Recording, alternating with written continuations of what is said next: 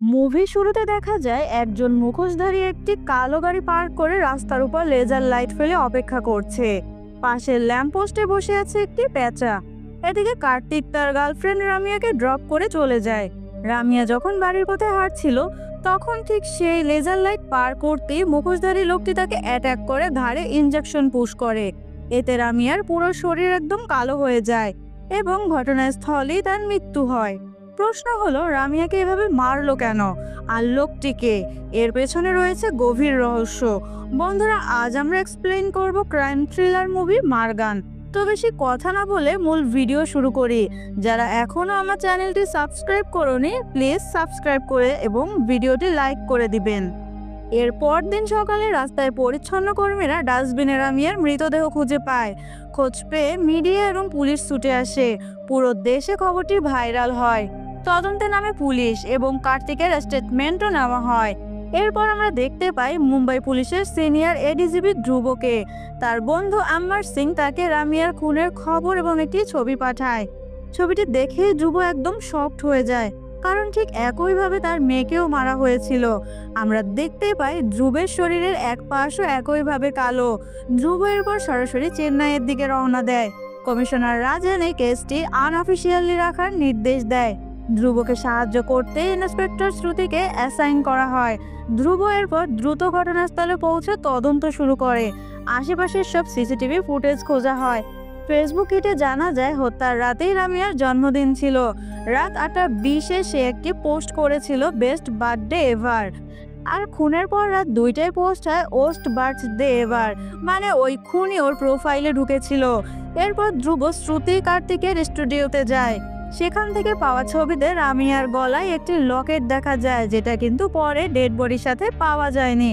কার্তিক জানায় ওই লকেট তার এক বন্ধু আমেরিকা থেকে তার জন্য এনেছিল। এতে তাদের সন্দেহ বাড়ে।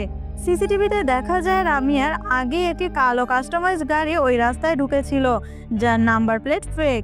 এদিকে রামিয়ার বাড়ির আশেপাশে একটি সিসিটিভি ফুটেজে দেখা যায় এক হুডি পরা ছেলেকে পেঁচা আক্রমণ করছে। এরপর সে পালাতে শুরু করে। তবে পাশেই থাকা অ্যাকোরিয়াম দোকানের ফুটেজ এখনো পাওয়া যায়নি। দোকানদার কিছু বলতে পারছে না, সে এসব বুঝে না। সে বলে তার ছেলে এলেই ভিডিও পাওয়া যাবে। ধ্রুব এবং তার টিম হুডি পরা ছেলেটিকে খোঁজ করতে থাকে। ফেরার পথে ধ্রুবর চোখে পড়ে একটি পুরনো ধুলোমাখা কালো অ্যাম্বাসেডর গাড়ি। গাড়ির গ্লাসে ধুলোর মধ্যে আঁকা ছিল একটি চিহ্ন। বন্ধুরা, এটাই কিন্তু রামিয়ার চেনের সেই সিম্বল। ধ্রুব এটা দেখে দ্রুত গাড়িটি আটক করে। গাড়ির মালিক এক বৃদ্ধ। তাকে জিজ্ঞাসাবাদ করলে তিনি বলেন কিছুই জানেন না। ফরেনসিক্স টিম আসে এবং গাড়ি থেকে ফিঙ্গারপ্রিন্ট সংগ্রহ করা হয়। এরপর আমরা দেখতে পাই একটি ফিঙ্গারপ্রিন্ট মিলে যায় 23 বছর বয়সী একজন ছেলের সাথে, যার নাম আরিভু, যাকে ড্রাগস স্মাগলিং কেসে একবার ধরা হয়েছিল। আর রামিয়ার মতো আরিভুও সে একই এলাকায় থাকতো। এরপর সিন চলে যায় সুইমিং একাডেমিতে। আরিভু প্র্যাকটিসে মনোযোগহীন, এতে তার কোচ তার উপর রাগারাগি করছে।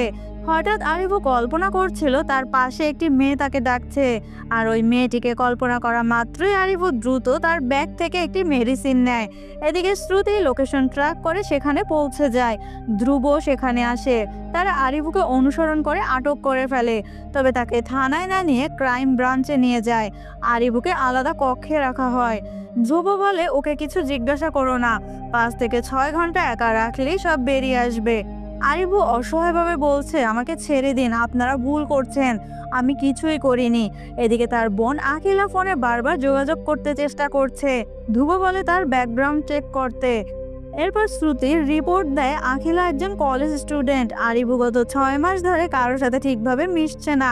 এদিকে আরিভু অদ্ভুত আচরণ করতে শুরু করে। সে শুধু পানি খাচ্ছে, হঠাৎ কিছু আবৃত্তি করছে, কিন্তু কোনো ভাষা বোঝা যাচ্ছে না। তাকে খাবার দিলে আরিভু খাবার ফিরিয়ে দিয়ে বলে, আমার ওষুধ লাগবে, মাথা ফেটে যাচ্ছে। এরপর ধ্রুব ওর ব্যাগে একটি ওষুধ খুঁজে পায়, যে ওষুধ স্মৃতি ভুলে থাকার জন্য নেওয়া হয়। এতে ধ্রুবর সন্দেহ বেড়ে যায়, সে কি কিছু ভুলে থাকার জন্য ওষুধ নিচ্ছে। এদিকে আরিভু কল্পনায় এক মেয়েকে দেখতে পায় যে তাকে লুজার বলছে। প্রতিবার মেয়েটি এই কথা বললেই সে পানি খাচ্ছে, পায়চারি করছে, কখনো ধ্যানে বসছে, আবার কখনো পাগলের মতো স্কেচ আঁকছে, আবার সেটা মুছেও দিচ্ছে। এক সময় রুমের সব পানি শেষ হয়ে যায়। শেষে আরিভু এক বালতি পানি নিয়ে তাতে মাথা ডুবিয়ে বসে থাকে। যেন নিজের ভেতরের কিছুকে সে ঠান্ডা করতে চাইছে। ধ্রুব আরিফুর মানসিক অবস্থা দেখে তাকে অবশেষে একটি ট্যাবলেট দেয়। এরপর তাকে সিসিটিভি ফুটেজ দেখে জিজ্ঞাসা করা হয়, তুমি রামিয়াকে খুন করেছো কেন? আরিফু সোজা উত্তর দেয়, আমি কাউকে খুন করিনি, আমি প্রতিদিনই ওই রুটে জগিং করি। এদিকে রামিয়ার নাম শুনতেই সে চটে ওঠে, এই নামটা আমার সামনে উচ্চারণ করবেন না। শ্রুতি প্রশ্ন তোলে, তবে দেয়ালে যে মেয়েটা স্কেচ করেছিল সে কে? আরিফু বলে, ওটা আমার পার্সোনাল ম্যাটার। ধ্রুব এবার সামনে আনে সেই ডলারের সিম্বলের ছবি, যেটা গাড়ির পেছনে আঁকা ছিল। তখন আরিফু বলে, আমি ওটা আঁকিনি। ধ্রুব এবার আরিফুর পুরানো ড্রাগ মামলার প্রসঙ্গ তোলে আর তার ওষুধের কথা জিজ্ঞেস করে। আরিফু স্বীকার করে সে নিজেই গুগল করে এই ওষুধ খেতে শুরু করেছিল, যেন সে তার কিছু স্মৃতি ভুলে যেতে পারে। ধ্রুব জিজ্ঞাসা করে, কোন স্মৃতি ভুলতে চাইছো? এরপর সে যা জানায় তাতে সবাই স্তব্ধ হয়ে যায়। আরিফুর স্মৃতি যেন ক্যামেরার মতো, সে যাই দেখে কখনো ভুলে না। সে বলে, জন্ম থেকে এখন পর্যন্ত যা ঘটেছে সব একদম হুবহু তার মনে আছে। এমনকি ধ্রুব স্মৃতি যখন তাকে ধরে আনে, কে কি বলেছে, গাড়ির নাম্বার কি ছিল, সে সব বলে দেয়। ধ্রুব বুঝতে পারে এই ছেলেটির মাথায় একরকম ফটোগ্রাফিক মেমোরি আছে। ধ্রুব এবার কঠিন প্রশ্ন ছড়ে, ভ্যালেন্টাইন্স ডে রাতে প্যারাটুর হোটেলে তুমি কি করছিলে? এই প্রশ্নে আরিফুর মনের ভেতরে একেবারে কেঁপে ওঠে। তখন আরিফু বলে, আমি রামিয়াকে চিনি, তবে যার কথা আপনারা বলছেন সে নয়। আমার রামিয়া আলাদা, সেই রামিয়া স্মৃতি ভুলতেই আমি ওষুধ খেতাম। আমি কাউকে খুন করিনি, আমার রামিয়া আমার আত্মাকে খুন করেছে। এরপর সিন ফ্ল্যাশব্যাকে চলে যায়। দেখা যায় কলেজে পড়াকালীন রামিয়া নামের এক মেয়ে আরিফুকে প্রপোজ করে। প্রথমে সে রাজি না হলে পরে ধীরে ধীরে তাদের মধ্যে ভালোবাসা গড়ে ওঠে। আরিফুর স্বপ্ন ছিল সুইমিং চ্যাম্পিয়ন হয়ে সরকারি চাকরি করা, কিন্তু রামিয়ার স্বপ্ন ছিল আমেরিকায় সেটেল হওয়া। রামিয়া একটা কোম্পানিতে জব করত। একদিন কোম্পানির এইচআর রামিয়াকে বিয়ে করে আমেরিকা যাওয়ার অফার দেয়। এতে রামিয়া রাগ করে চলে যায়। রাতে রামিয়া আরিফুকে সব জানায়। আরিফু বলে, চাকরিটা ছেড়ে দাও, কিন্তু রামিয়া বলে, আমার স্বপ্নের জন্য তোমার সরকারি চাকরি যথেষ্ট নয়। তখন আরিফু বুঝতে পারে রামিয়া তার স্বপ্ন এবং তার বোনকে গুরুত্বপূর্ণ মনে করছে না, উল্টো অপমান করে কথা বলছে। অনেক সময় ধরে কথা কাটাকাটি চলতে থাকে। এরপর দুজনের সম্পর্ক ভেঙে যেতে থাকে। রাগের মাথায় আরিফু রামিয়াকে চড় মেরে চলে যায়। এরপর আরিফু আর রামিয়ার সঙ্গে যোগাযোগ করতে পারেনি। রামিয়া বাসা বদলায়, চাকরি ছেড়ে দেয়। তবে একদিন ফেসবুকের একটি পোস্ট সবকিছু বদলে দেয়। ভ্যালেন্টাইন্স ডেতে রামিয়ার এক চেকিং দেখে আরিফু চলে যায় একটা বারে। সেখানে দেখে রামিয়া সেই লোকের সাথে এঙ্গেজমেন্ট করছে। তখন আরিফু চিৎকার করে বলে, তুমি কি করছো, এসব কেন করছো, চলো এখান থেকে।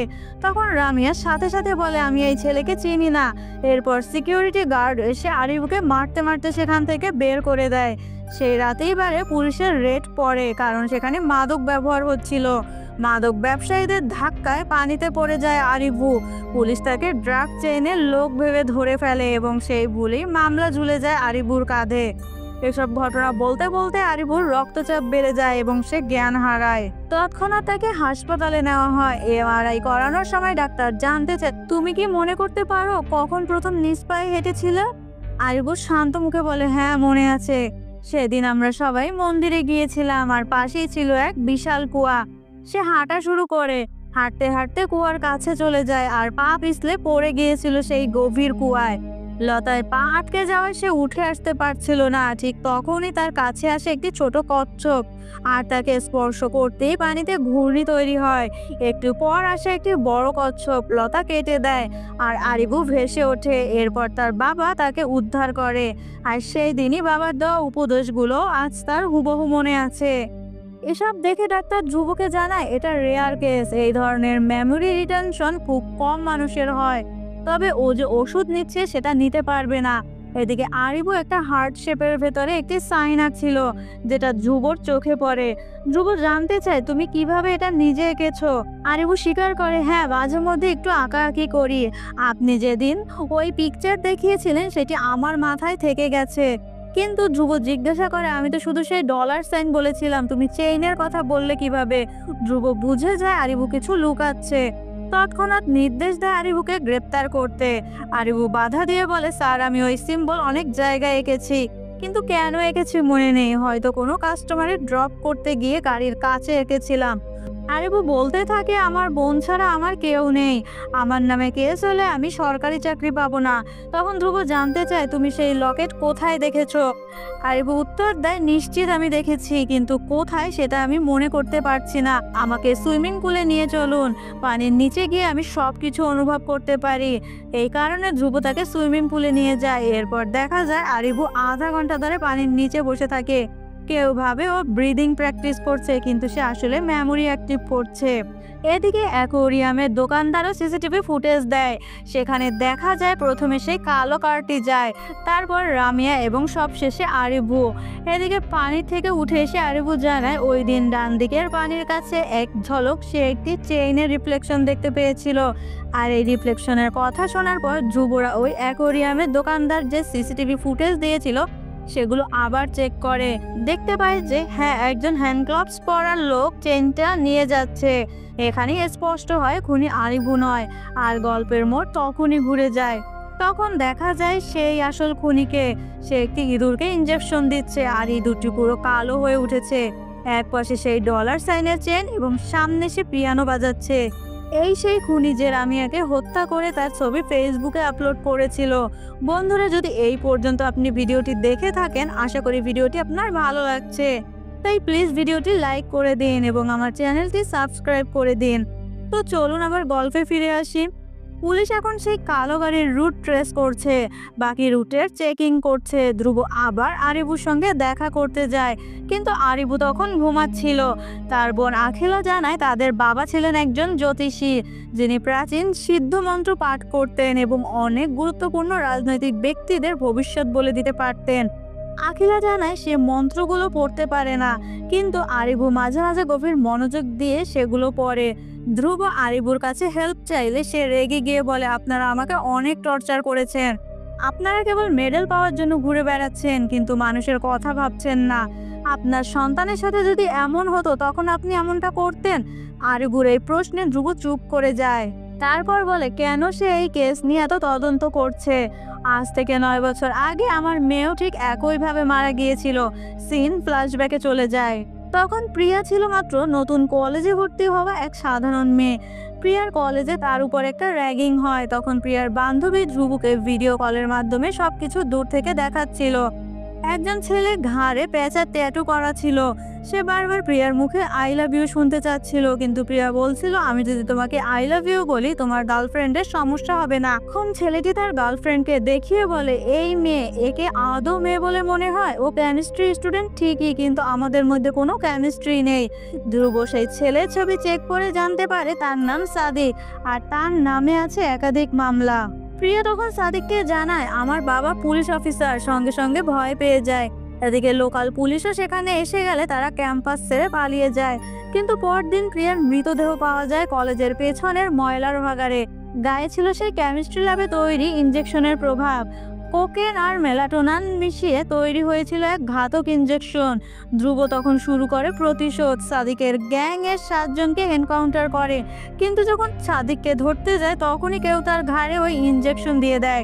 পাশ থেকে এক মেয়ে বলে ওঠে, আরে বোকা, C3 দিতে হবে, তুই কোথায় দিলি? ভুল জায়গায় ইনজেকশন দেওয়ায় ধ্রুব বেঁচে যায়, কিন্তু তার শরীরের এক পাশ পুরো কালো হয়ে যায়। ধ্রুবর কথা শুনে আরিবু বলে, স্যার আমি আপনাকে সাহায্য করব।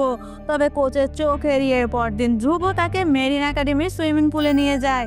আরিবু জল ঘেরা পৃথিবীতে ডুবে গিয়ে পৌঁছে যায় নিজের ইমাজিনেশন জগতে।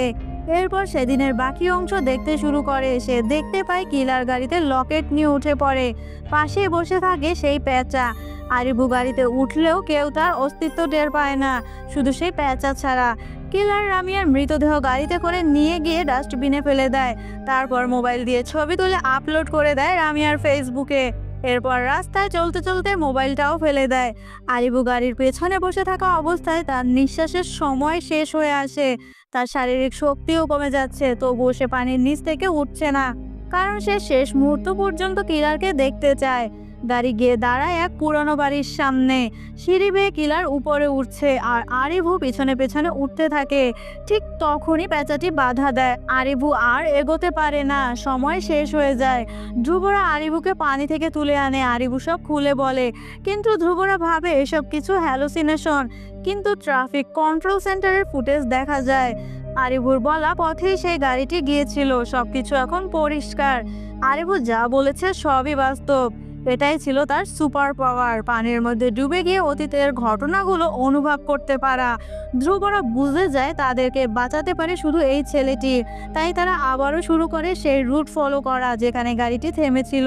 ধ্রুবর হঠাৎ মনে পড়লো আরেকটি সূত্র কিলারের সাথেই সবসময় থাকে, সেটা হলো পেঁচাটি।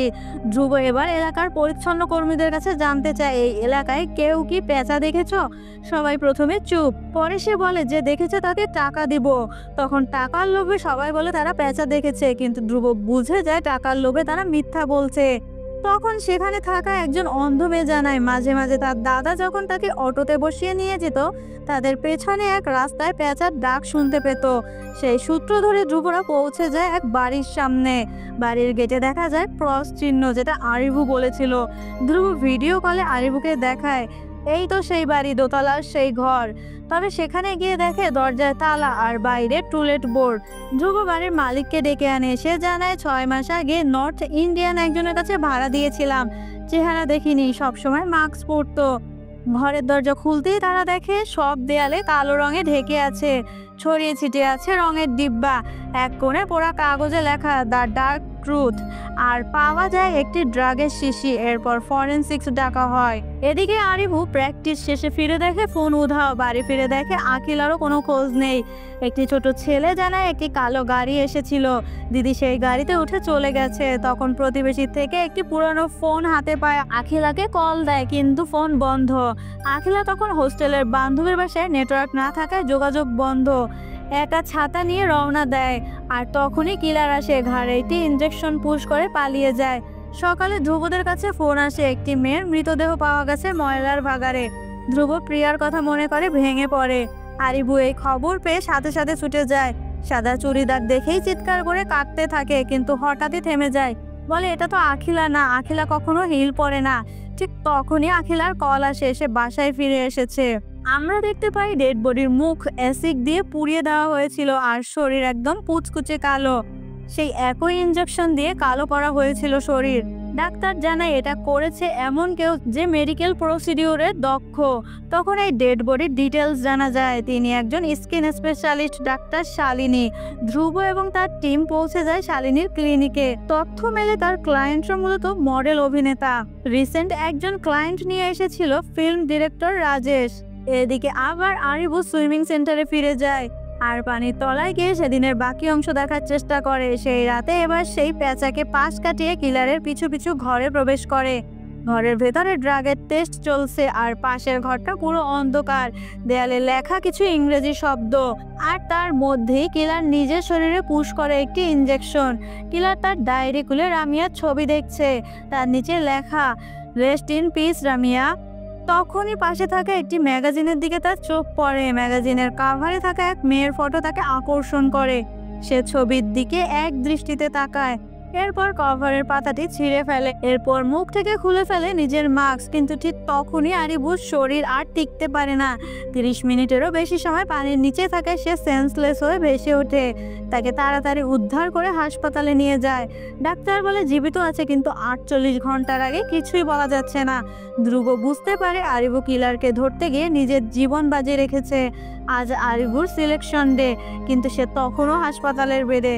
তবে তার মাথার ভেতর শুধু রামিয়ার কথাগুলো ঘুরছে। রামিয়া যার সাথে তার ব্রেকআপ হয়েছিল, সুইমিং চ্যাম্পিয়ন হওয়া, এই স্বপ্ন নিয়েই। এটাই ছিল তার জীবনের লক্ষ্য।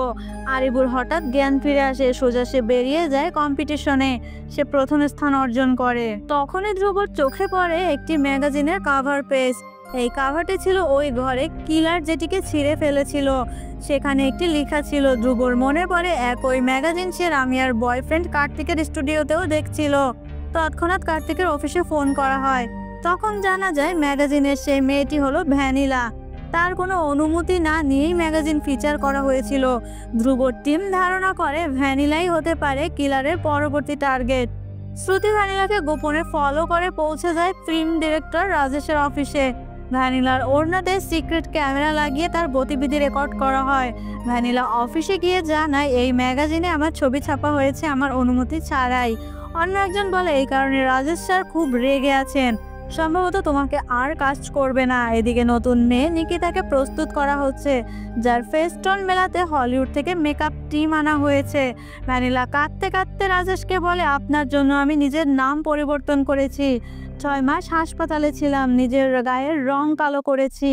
মূলত ব্যাডমিন্টন চ্যাম্পিয়ন পিভি সিন্ধুর বায়োপিক বানানোর জন্য ভ্যানিলাকে সিলেক্ট করা হয়েছিল।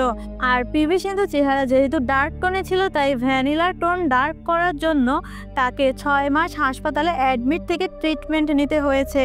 সে বলে, আমি সব করেছি শুধু এই মুভির জন্য। রাজেশ ঠান্ডা গলায় উত্তর দেয়, সবই ব্যবসা ভ্যানিলা, আমি এখন 4টা ভাষায় মুভি রিলিজ করব, খুবই ব্যস্ত।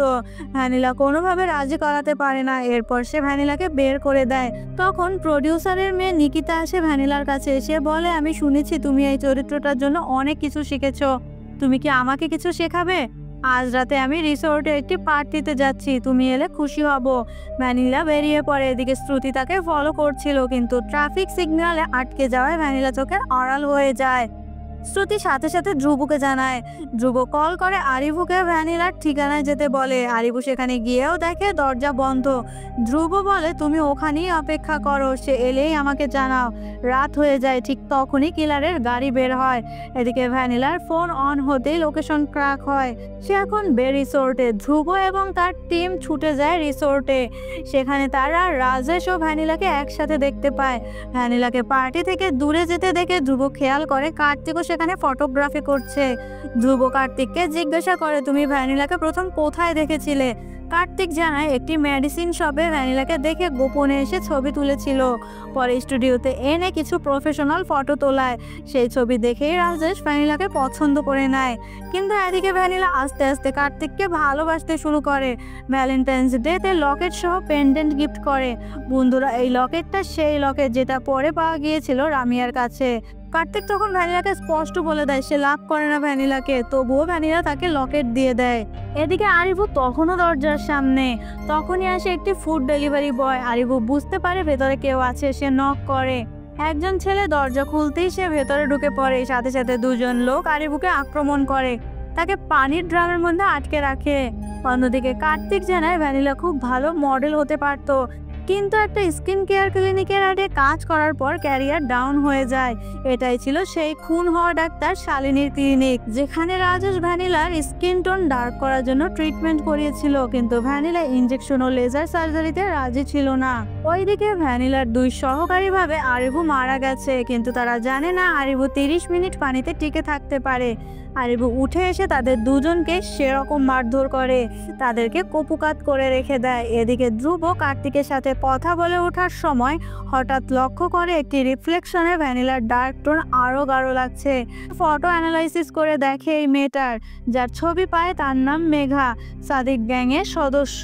অন্যদিকে আরিভু ভ্যানিলার গোপন ঘরে যায়। কম্পিউটার অন করতেই ডেস্কটপ ওয়ালপেপারে একটি পুরনো ছবি দেখতে পায়, ভিন্ন পরিচয়ের ভিন্ন ভ্যানিলা। সেখানে স্পষ্ট দেখা যায় তার ঘাড়ে প্যাঁচার ট্যাটু।